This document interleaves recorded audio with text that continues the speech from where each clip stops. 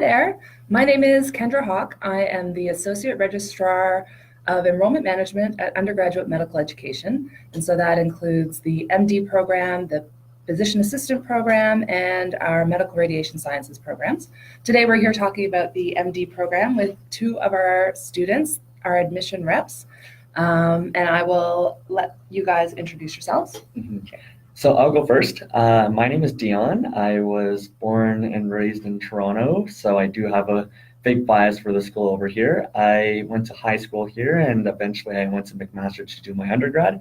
Specifically, I did my undergrad in the Bachelor of Health Sciences program, and I can pass the mic on to Heta. My name's Heta. I also grew up in Toronto. I also did my undergrad at McMaster, except I was in the Life Sciences program specializing in biochemistry. And even though we're both from McMaster, I'd just like to highlight a lot of our classmates are from other universities as well. You do not have to go to McMaster. Thank you for coming today. Today our theme for our Facebook Live is Ask a Student. So we encourage you, if you like, to message us and ask any questions you want. But we do have some prepared questions because, as you can imagine, these two get asked a lot of questions, as do I. So we're going to start with admission-related questions, and then we're just going to move on to life as a medical student, and we'll address any questions you have along the way and then sign out. So we're expecting this to be maybe 15 minutes long for those of you who tune in. So we'll get right to it. What was, Heta and Dion, what was your experience like applying to medical school? Shall I go first? Go for it. All right, so I knew I wanted to go to medical school since I was a 6mm embryo. That is a joke for those of you who could not tell. When I realized I wanted to go to medical school, I was around my second year. In my first year, I was very open. However, once I was in my second year, I started doing a little more preparation and a little bit more research. Before then, I always kept my grades up because I wanted to keep all my opportunities open as well. During the actual application process, I'm sure Heta will obviously echo this too, but it's very stressful. You have so many things going on, and you also have to balance it with school. You also have to balance it with your extracurriculars and whatever research or other community involvement you might be involved in. And I found it a little overwhelming at times, but I found what really helped was making a list of, all right, this is what I'm going to do today. It's kind of bullet points, and everybody has their own strategies. Another thing I wanted to normalize too is I also always had this underlying fear in me that when I was applying to medical school that I might just get the wrong person looking at the app at the wrong time. They might have had a bad day or something. And I just wanted to reassure everybody, because I couldn't have this reassurance because I was not aware enough to watch a blog like this or podcast like this, that the UofT application process is very robust. You have many people looking at your apps, and it eventually does average out. So, yeah. Yeah, and they're real people too. It's people spending time, getting to know you through your application. I think people get sort of paranoid that we're just looking to make sure that you got all your punctuation right and looking for reasons to get rid of applications, and it doesn't work that way. Yeah, I completely agree with Kendra and Dion. I think I also knew sometime in the middle of undergrad that I wanted to do medicine, and during the actual application process, I remember going back even after submitting my application and rereading it and oh, I could have fixed that, or oh, I forgot to add this, or oh, I clumped all my research into one entry in the ABS, and small things like that are not what are not worth kind of worrying about, because as we said, there's multiple file reviewers, and we're not going to be nitpicky in terms of small things. Yeah. Don't lose any sleep over whether or not you put 251 words or 253. And one more thing I'd like to add is in the entire process, there's a lot of uncertainty, and it's okay to feel very uncertain. And it's just something you're going to get through eventually. Yeah. It's true. I talk to people and they start asking me more and more specific questions about what's going on in the application process right now, and you can tell that they're just trying to get rid of that uncertainty, but unfortunately, you've hit submit, and your application's in good hands, and this is the time that you have to wait. Yeah. Mhm. I just thought of something as well. This hits pretty close to home, being in a McMaster bubble kind of thing. A lot of people are applying to medical school, Yeah. not just in McMaster, but in any university, and it's very natural to also have friends and colleagues that are also applying. Mhm. And I think one thing that's resonated me throughout, one of my friends told me, is that you really don't have to compare yourself to the other person because you are very unique, and your medical school application is a great way to just demonstrate that. Yeah. You have so much word space to illustrate this in your essays, so it's definitely good that you make it count. Yeah, definitely. And to add to that, that's where the interview is another opportunity to just be yourself and show why you're going to be a great doctor. It's not that there's right answers and wrong answers. It's about Exactly. sort of Yeah. being there, being authentic, and letting them see who you are. Mhm. So our next question, if you can go back and give yourself any advice during this time, what would you say? I think breathe and stop going back on your application. Stop worrying about very small things. And waiting is the hardest part, and you'll get through it. Mhm. I think my advice, it as I think it is very objective to say that it's always good to start early. Um, you never know what will come up in university. You might have something come up socially in your family life, in your extracurriculars, and when you're also balancing it with the application, sometimes you might find that you prioritize one thing over the other, and the thing you prioritize you do, but everything else just kind of disappears. So it's good to always be proactive and to make sure that you're prepared for these situations so that you can keep a well balanced life while you're doing the application as well. Thank you, Dion. We have a sort of a technical question about the application, Mhm. about whether we're looking at CGPAs or WGPAs or specific courses and trends. I think that that is, well, we're talking more about student experience here. If you qualify for the WGPA, that's what we look at. If you don't, we look at your CGPA. As far as trends, that's something that we would be looking at more if you had written an academic explanations essay and we want to see a trend that you've improved. But definitely, your transcripts are available for reviewers. The whole package is available for them to look at.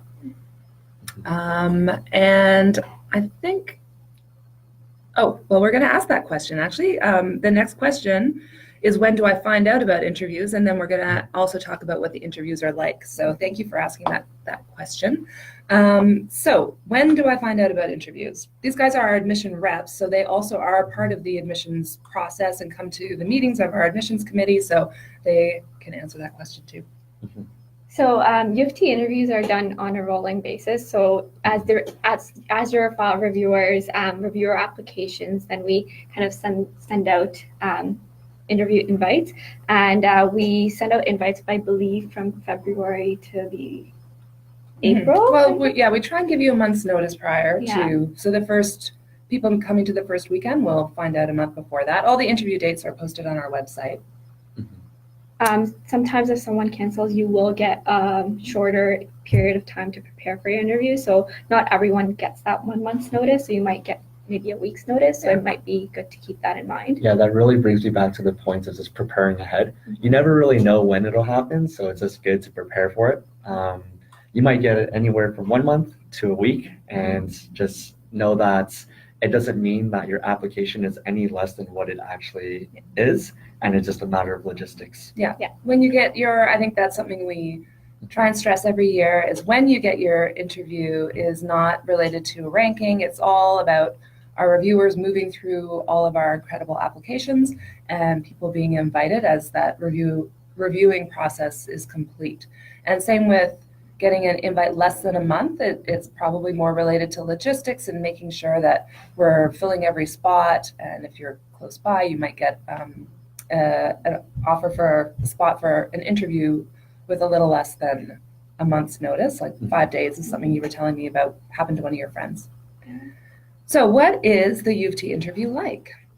So UofT has a multiple panel interview type. So there will be 4 stations, and there'll be 12 minutes at each station. And apart from the actual interview, like on interview day, you will arrive at the center, and there's a Krispy Kreme right beside it. Just That's something that helps your nerves. You'll be separated into 3 groups. You'll get a tour of the campus and the affiliated hospitals. You'll have a debrief session, and then you'll have the actual interview session.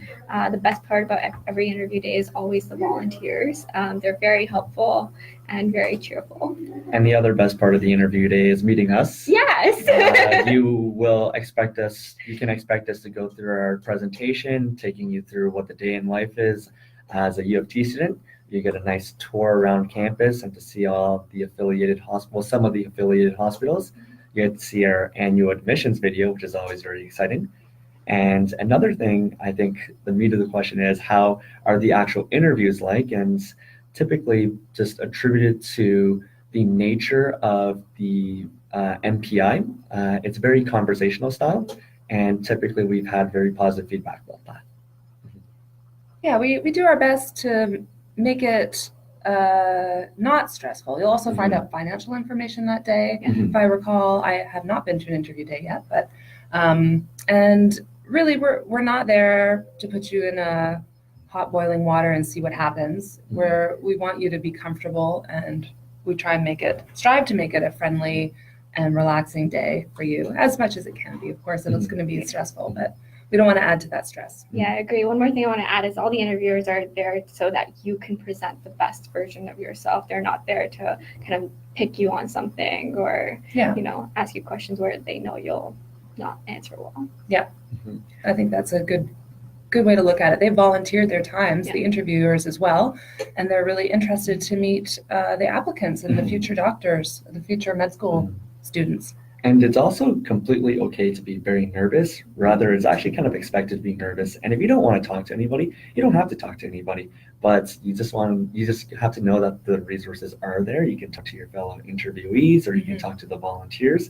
And one thing that I found that I really liked about my interview weekend was that after the interviews, we still had our volunteers hang back, so you can talk to them while all your stress and jitters were gone, and really can talk about anything to do with student life, finances, and what to expect next.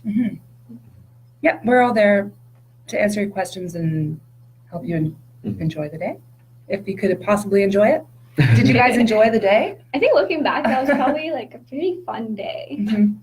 I would redo it if I enjoyed the day. It was tiring, but it was great just talking to everybody, especially the interviewers too, because it's so conversational. But it was tiring, and I remember falling asleep immediately after when I got home. All right, so life of a medical student. We do have a question. The very first question we got was, how do you find the course workload compared to your undergrad? Which is a great question. I think a lot of people are curious about that. Yes. Do you want to go first? Sure. So I think that really depends on what undergrad you've come from. We already mentioned that I came from the Bachelor of Health Sciences program, Heta from the Life Sciences program, and I can tell you a bit about my experiences. Coming from the BHSC program, it was very PBL style, and coming into UofT, while it's not very didactic like it used to be, and it has been recently revamped into the foundations curriculum, aka it's something that is very well balanced between lectures, you have case-based learning, and you also have your integrated clinical experiences where you're actually in the hospitals. That was very interesting because I think the main thing was that I underestimated how much studying there is in the beginning. And as a result, my mastery exercises, which is our evaluations, definitely reflected that. However, the best part of it is that UofT really keeps you supported. They are always checking in on you to see what's going on, whether it's personal, whether it's just learning strategies. And they actually helped me and equipped me with just a lot of different strategies to improve. And I'm in my second year right now, and I gotta say it's only going up from there. So. Yeah, I agree. I came from McMaster as well, from the Life Sciences program, and it was very didactic, lecture-based teaching style. And like I like the mixture that U of T has in terms of like we have like small group learning and also our lectures, where you kind of get to meet your fellow classmates in like a smaller, cozier environment, and then you have your lectures where you just meet everyone. And I also really like the new curriculum that they implemented, I think the year before our year, and it's like the blocks, like the foundations curriculum where you learn things in blocks. So in your cardiology block, you'll like have lectures in cardiology. In your small groups, you'll do a case in cardiology. Then you'll have like in your clinical skills, you'll kind of learn the precordial exam. So it's very it really like reemphasizes and lets you learn everything as a whole. Mm-hmm. I think that something that is hard for students in the transition with the workload and the expectations is that you're among a bunch of extraordinary students. You're not competing for grades anymore. You don't get grades, but everyone's so focused on doing everything perfectly and trying for the elusive 4.0 that sometimes the feedback I hear is at the beginning, people wish they'd been easier on themselves, like when they've failed their first bell ringer, for instance. It's not the end of the world. You're here to learn. You're also here to learn how to fail and learn, what you need to learn to be a good doctor, like where you're working on your own strengths and learning about parts of you that need extra work as far as becoming a clinician. So you're not going to flunk out of the program. There's lots of supports here. And you're not expected to be perfect either. You're just expected to kind of work hard and do your best and then look for supports when you need them. I noticed we're getting a few questions in that are really specific admissions questions. And so I'm going to add a comment. I don't want to lean in right now and do it, but with our admissions email address, because you can get a personalized answer to those questions, such as, can you apply with pharmacy? There's a lot of, it depends kind of things involved in a question like that. So I would recommend that you just email our admissions office directly, which is medicine.admiss, ADMISS, at utoronto.ca. Also with the nitty-gritty of how we review the GPA, that would be a more specific question that isn't part of our student life segment right now. So there's a question on it. How many hours per day do you spend in a class and studying? Is that the one you're looking at? Yeah, and we were actually just going to talk about a typical week. So that, I think, fits in nicely with that. So thanks for asking that question. So I can start with the typical week in the foundations curriculum. In year 1 and in year 2, it's pretty similar, except just the days are a little shifted. So everything I say for year 1 is kind of the same as year 2, but just on a different dates. Now, let's start on Mondays. You have your classes. You have class from 9 to 12. The week started on Saturday with your preparation.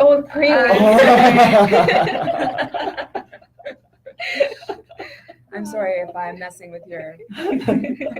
I promise you I do pre-week sometimes. Okay. Yes, so it starts before Monday. You have your pre-week learning materials, and that's whatever block you're in, they'll assign different modules for you to learn so that you're prepared for the lectures on Monday. And starting from that's 9... all online learning. That's all right? online learning. So you'll also find that there is a lot of flexibility in the curriculum too. When I say there's class time, you can obviously come in and be engaged in class. However, we understand that there are other things that are going on because every med student lives quite a different and busy life. So you can also watch the podcast after. But yes, so it's 9 to 12. After that, you have an hour lunch break, and then you'll have your CBL, which is your case-based learning. And that's where you meet with a group of 8. So you actually end up getting very close together. And you can't skip that.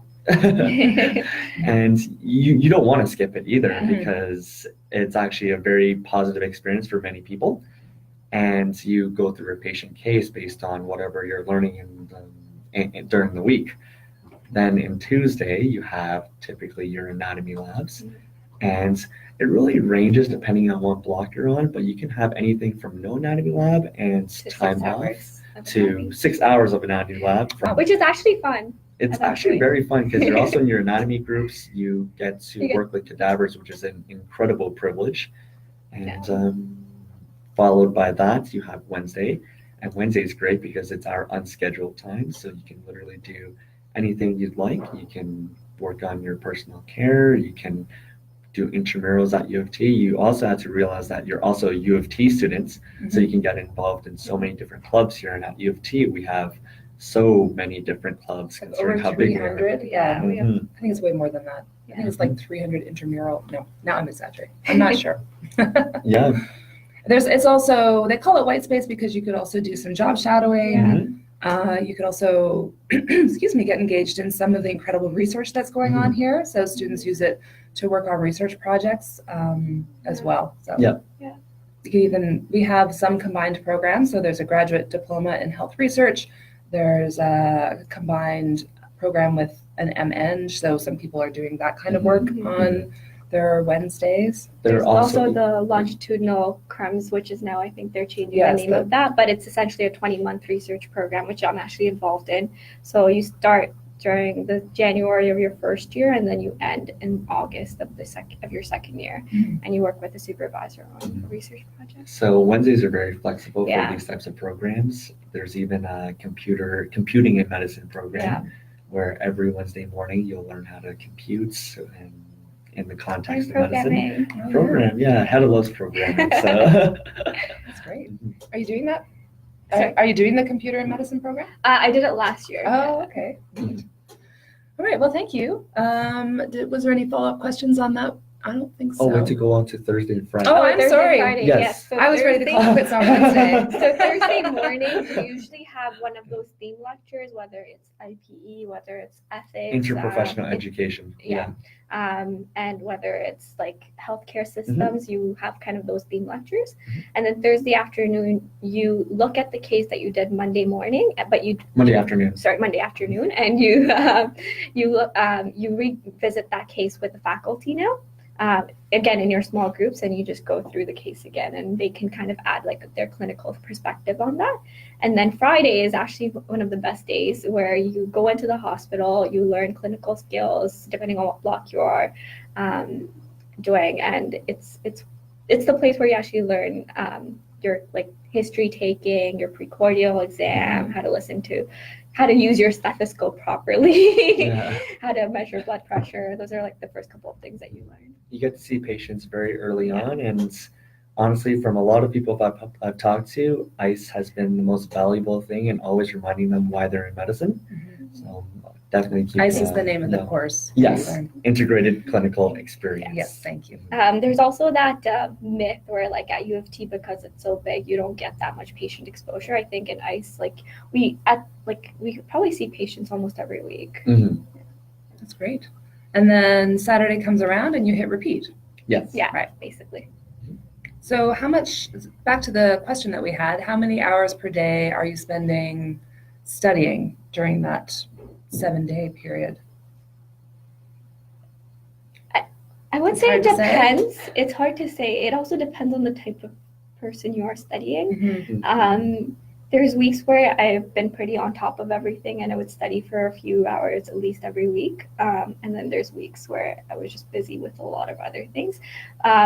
In your first couple of months, I would say you would spend at least like 5 to 10 hours. Yeah. It's really hard to say. It varies. It varies per block. It depends on how much content you have. And the prep and how fast you watch the prep videos. Yeah, I've heard that you can watch them. There's students that there's students that I know that watch it at 4 times speed. I'm like, I can never do that in my life. I didn't know that was possible. But I think the general gist, though, is that yes, you have to study. However, there's still a lot of time to do things outside of school too, even if it's not on a Wednesday, because the flexibility of things being podcasted, and you also have midweek modules that you have to watch in addition to the pre-week modules, but also that's online too, and it's great. Yeah, you have lots of time. A lot of med school is about time management, I think, and how you make use of your time, and it's very flexible, at least at UofT, in terms of what you want to do what day. And actually, speaking of time management, we have gone over but I mean, we had lots of great things to talk about. So I think maybe to wrap it up, I like this question: what is the best part of medical school for each of you? Or maybe a different question? I There's think just so many things. Yeah, So, there's so okay. many things. I think the best part specifically about medical school at U of T, I think I really like the structure of this new curriculum where you get self-learning days, and that you get that flexibility of what you want to do, because I've been able to shadow some amazing surgeries. I've been able to shadow some amazing clinics, and see like very unique cases. And you really like remember why you started medicine in the first place. A lot of the times, it's easy to lose track of that when you're studying, and you're studying for the test.